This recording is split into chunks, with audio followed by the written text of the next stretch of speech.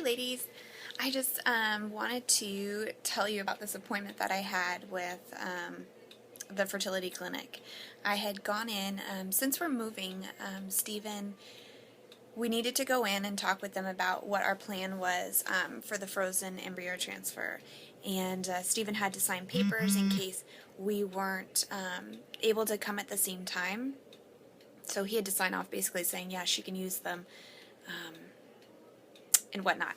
So we got there, and that's when I talked to our doctor about the miscarriages, and that's when he basically said about the egg quality and whatnot, and then had talked about the pooled progesterone draw that he wanted to do. And in my last video, I talked about how that just didn't work out, which super frustrating, but that's all right. So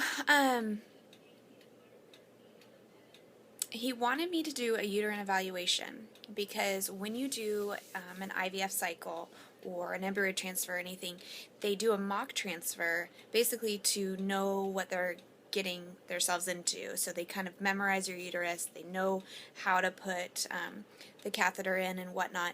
And since I had, and I don't know, maybe they do this even if you had a vaginal birth, but since I had a C-section, they needed to make sure there was no issue with healing and the scar, and so forth. So he said, let's have you come in and do a uterine evaluation. And I said, okay.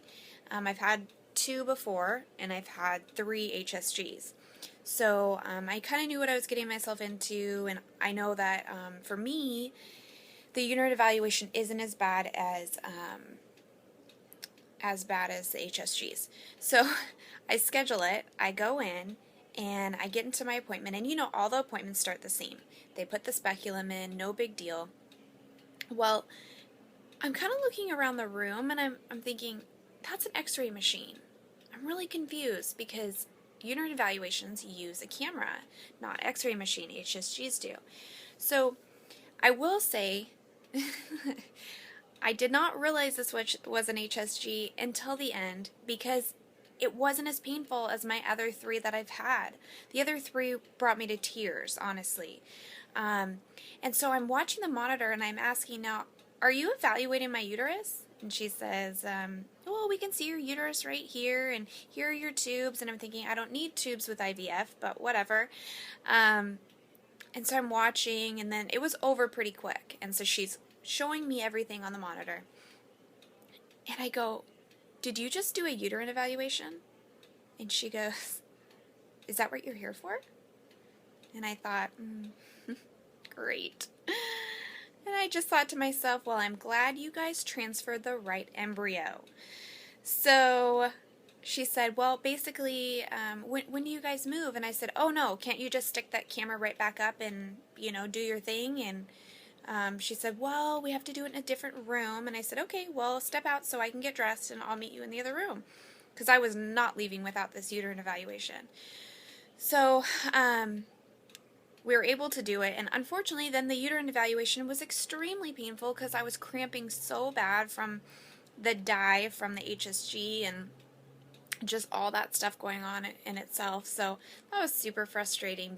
But I think everything looked good. It was a new doctor that did it. It wasn't my regular doctor. And so she basically said, if your doctor thinks that there's anything weird, we'll let you know, and we'll go from there.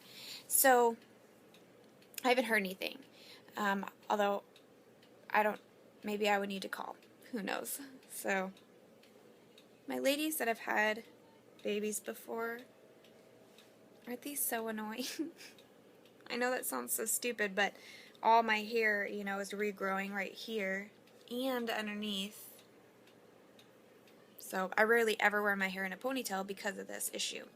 But if you could have seen the disaster that was my morning, you would have done the same thing.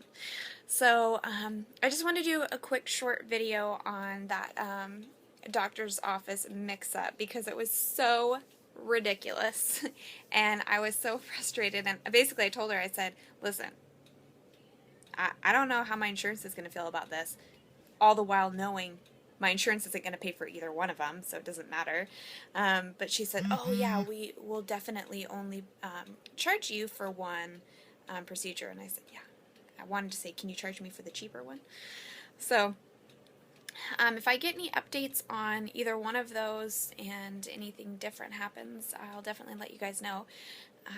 Our plan, though, is to try naturally, if I ovulate, in September and October, and then decide whether we're going to do November or January for the transfer, which is not that big of a deal time-wise difference, but it is a big deal because I have to wean hope in order to do the frozen embryo transfer. So I'm going to do a separate video on that because it is a heartbreaking situation to even think about.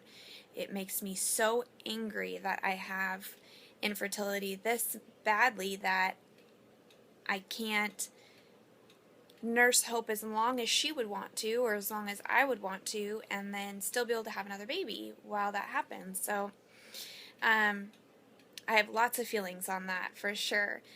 So, but that's it. I just wanted to let you guys know that funny story, and while at the same time I love my clinic, I love our doctor, and I plan on flying home to do the transfer and not having our embryos transferred to Wisconsin with us because I love them so much there. So this was just a funny little story. So I'll talk with you guys soon.